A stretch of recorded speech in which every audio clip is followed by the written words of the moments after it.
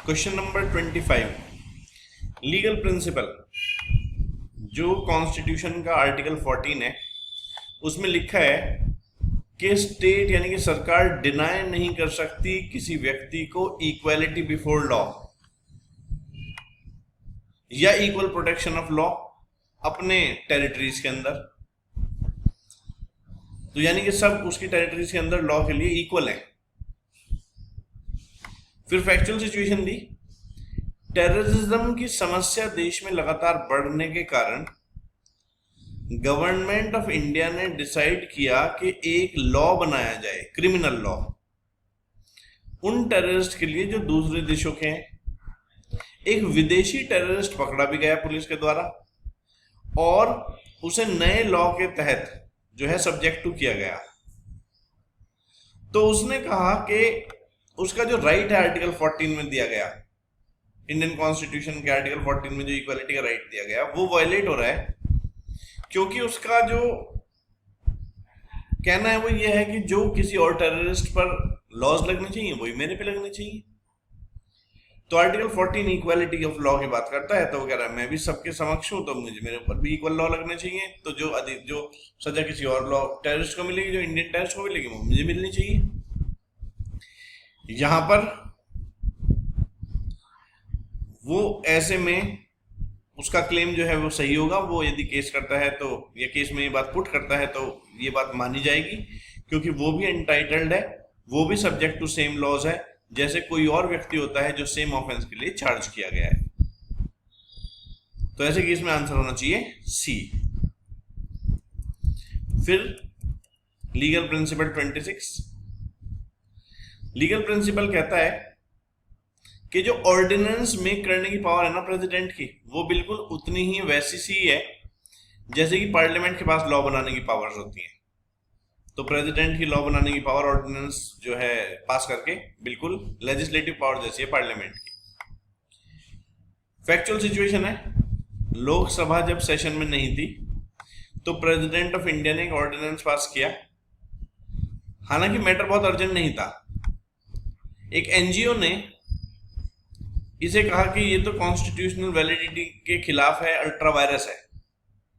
तो उसका चैलेंज जो एनजीओ का है वो फेल हो जाएगा, क्योंकि लॉ ने प्रेसिडेंट को ऑर्डिनेंस मेक करने की पावर दे रखी है यदि पार्लियामेंट सेशन में न हो तो इसीलिए आंसर है बी। क्वेश्चन 27 में लीगल प्रिंसिपल दिया, स्टेट नहीं मेक करेगी कोई लॉ इस तरह का जिससे जो हमें कॉन्स्टिट्यूशन के पार्ट 3 में फंडामेंटल अधिकार दे रखे हैं उनका कोई भी वायलेशन हो, वे किसी भी तरह से समाप्त हो, कमजोर पड़े। और यदि ऐसा कोई लॉ मेक किया गया तो वो वॉइड माना जाएगा यदि उससे किसी भी फंडामेंटल अधिकारों को हानि पहुंच रही हो। तो फैक्चुअल सिचुएशन दी गई, right to property fundamental right है, पर वो एबॉलिश कर दिया गया है कॉन्स्टिट्यूशनल अमेंडमेंट के द्वारा। मिस्टर गौतम ने इस कॉन्स्टिट्यूशनल वैलिडिटी के तहत जो है चैलेंज किया कि ये कॉन्स्टिट्यूशनली वैलिड नहीं है। तो हमने देख रखा है कि कॉन्स्टिट्यूशनल अमेंडमेंट होते हैं, कॉन्स्टिट्यूशन ऐसा नहीं है कि पूरी तरह से अमेंडेबल नहीं है। कॉन्स्टिट्यूशन अमेंडेबल है, लेकिन इस तरह से अमेंडेबल नहीं है कि जो बेसिक स्ट्रक्चर है वो बदल जाए। तो ये तो एक फैक्ट है कि ऑलरेडी जो राइट टू प्रॉपर्टी है वो फंडामेंटल राइट पहले था, लेकिन कॉन्स्टिट्यूशनल अमेंडमेंट हुआ 44th कॉन्स्टिट्यूशनल अमेंडमेंट, और अब वो एक लीगल राइट तो है पर वो फंडामेंटल राइट नहीं है। इसीलिए मिस्टर गौतम ने जो ये वैलिडिटी को चैलेंज किया ये फेल हो जाएगा, क्योंकि जो राइट टू प्रॉपर्टी है अब वो फंडामेंटल राइट्स में है ही नहीं पार्ट 3 में।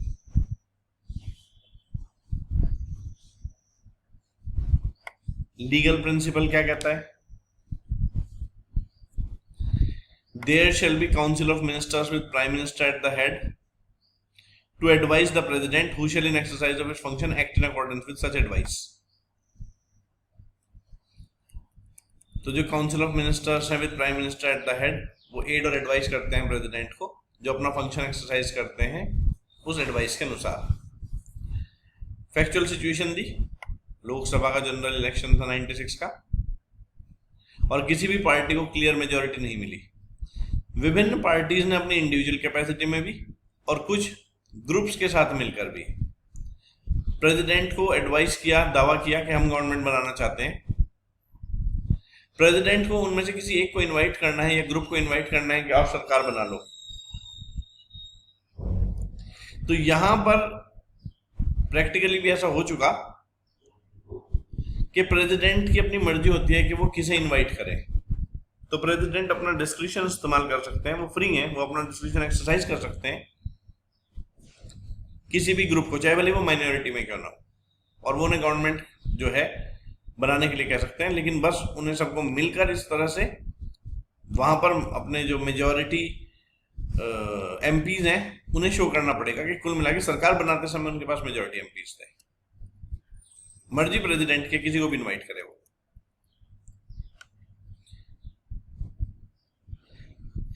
क्वेश्चन नंबर 29, लीगल प्रिंसिपल कहता है एग्रीमेंट जो लॉ से एनफोर्सेबल होते हैं उन्हें कॉन्ट्रैक्ट कहते हैं।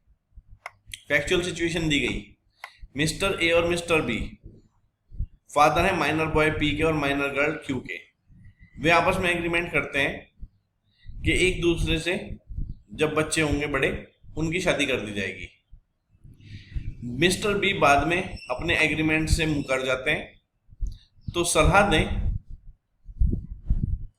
मिस्टर ए को। मिस्टर ए एग्रीड है, अब वे मिस्टर बी को सू करना चाहते हैं और मिसेस क्यू को भी सू करना चाहते हैं, मिस क्यू को भी सू करना चाहते हैं। मिस्टर बी को और मिस क्यू को सू करना चाहते हैं कि उन्होंने एग्रीमेंट की ब्रीच करी है। वे ऐसा नहीं कर सकते क्योंकि ये एग्रीमेंट था ही नहीं, क्योंकि माता पिता को बच्चों की शादी का एग्रीमेंट करने का कोई अधिकार नहीं होता। ये agreement in restraint of parental rights की कैटेगरी में आता है। फिर बात आती है लीगल प्रिंसिपल।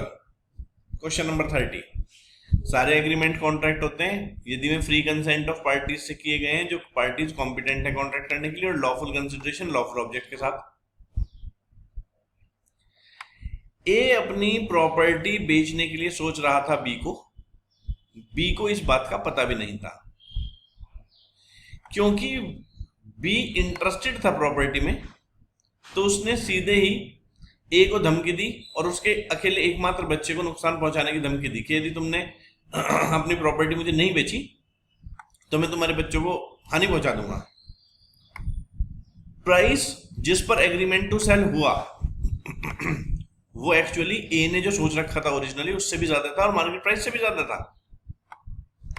एक बार एग्रीमेंट साइन हो गया और बी को अब पता चल गया कि ए तो वैसे ही इंटरेस्टेड था अपनी प्रॉपर्टी बेचने में बी को, और वो भी कम दामों में।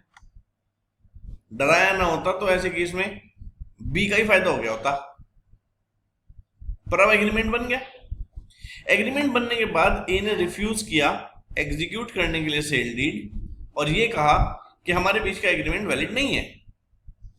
तो आंसर है ए सक्सीड हो जाएगा, क्योंकि ए की कंसेंट यहां पर फ्री नहीं थी, कंसेंट उस समय तो डरा कर ही ली गई थी। तो कॉर्शन का इस्तेमाल हुआ था, तो इस वजह से ए चाहे तो कॉन्ट्रैक्ट को तोड़ सकता है, क्योंकि बी ने तो डराया था आफ्टर ऑल। क्वेश्चन नंबर 32, एक पर्सन जो यूजुअली अनसाउंड माइंड का होता है, कभी कभी साउंड माइंड का होता है, वो जब साउंड माइंड का होता है तो वो कॉन्ट्रैक्ट कर सकता है। मिस्टर जमाल एक पेशेंट है ल्यूनेटिक असाइलम में, और वो कभी पागल हो जाते हैं कभी सही हो जाते हैं। वो ल्यूनेटिक हैं, जो कभी पागल होता है कभी सही हो जाता है। जमाल ने कॉन्ट्रैक्ट किया उस दौरान जिस समय वो साउंड माइंड के थे, पर उन्हें हो गया उस एग्रीमेंट में लॉस, तो उन्होंने कॉन्ट्रैक्ट की वैलिडिटी को चैलेंज कर दिया। ये कहा कि मैं मेंटली अनसाउंड था और साथ में मैं उस समय ल्यूनेटिक असाइलम में भी था। पर वो ऐसा नहीं कह सकते ये कॉन्ट्रैक्ट वैलिड है, क्योंकि जिस दौरान कॉन्ट्रैक्ट किया गया था उस दौरान तो वो साउंड माइंड के थे। 33 क्वेश्चन, लीगल प्रिंसिपल कहता है एक पर्सन जो यूजुअली साउंड माइंड का होता है, कभी कभी अनसाउंड माइंड का होता है, वो उस समय कॉन्ट्रैक्ट नहीं कर सकता जिस समय वो अनसाउंड माइंड का होता है। क्वेश्चन, एक बिजनेस पार्टी थी, उस बिजनेस पार्टी का उद्देश्य ही था कि उसमें बहुत सारी बिजनेस डील्स कर ली जाएं अलग अलग लोगों से। मिस्टर अनिमेश को पहले से इस बात का पता था। मिस्टर अनिमेश ने उसके बावजूद भी बहुत ज्यादा शराब पी ली और उनकी स्थिति ऐसी हो गई कि वो कॉन्ट्रैक्ट की शर्तों को नहीं समझ पा रहे थे, वो रेशनल जजमेंट नहीं ले पा रहे थे, वो अपने ऊपर अपने इंटरेस्ट के फेवर में चीजें नहीं समझ पा रहे थे, वो नशे में थे। उसके बावजूद भी उन्होंने बहुत सारे कॉन्ट्रैक्ट कर लिए पार्टी में। उनमें से एक एग्रीमेंट ऐसा था जिसमें टर्म्स कंडीशंस बहुत ज्यादा ऑपरेसिव थी मिस्टर अनिमेश के लिए, इसीलिए अब बाद में वो उस कॉन्ट्रैक्ट की वैलिडिटी को चैलेंज करना चाहते हैं। तो वो ऐसा कर सकते हैं क्योंकि वो टेम्परेरी अनसाउंड माइंड के थे जिस समय एग्रीमेंट किया, क्योंकि वो उस समय ड्रंक स्टेट में थे और ड्रंक व्यक्ति जो है अनसाउंड माइंड की कैटेगरी में आ जाता है। तो आंसर हुआ बी। फिर legal principal, question number 34, contract को कहते हैं कि वो अनड्यू इन्फ्लुएंस से हुआ है जहां पर रिलेशन जो पार्टीज के बीच की हैं वो ऐसी हैं कि एक पार्टी ऐसी पोजीशन में आ जाता है कि दूसरे के विल को डोमिनेट कर सकता है, और यदि वो दूसरे की विल को डोमिनेट करता है तो ये कहते हैं कि उसने अनफेयर एडवांटेज लिया दूसरे के ऊपर और ये अनड्यू इन्फ्लुएंस का केस बनता है। फैक्चुअल सिचुएशन है, मिस्टर अश्वनी जो है उन्होंने अपने बेटे को कुछ पैसा एडवांस किया जब वो माइनर था। बड़ा होने पर उन्होंने पेरेंटल इन्फ्लुएंस का मिसयूज किया और उससे भुवन से अपने बेटे से एक बॉन्ड साइन करा लिया जो कई गुना ज्यादा अमाउंट का था उससे जितना पैसा माइनॉरिटी में दिया गया था। तो ये तो साफ ही केस अनड्यू इन्फ्लुएंस का है, क्योंकि यहां पे तो खुद ही क्वेश्चन में कह दिया miss use of parental influence, तो इसीलिए यहां पर कहेंगे कि अश्विनी ने अनड्यू इन्फ्लुएंस का प्रयोग किया।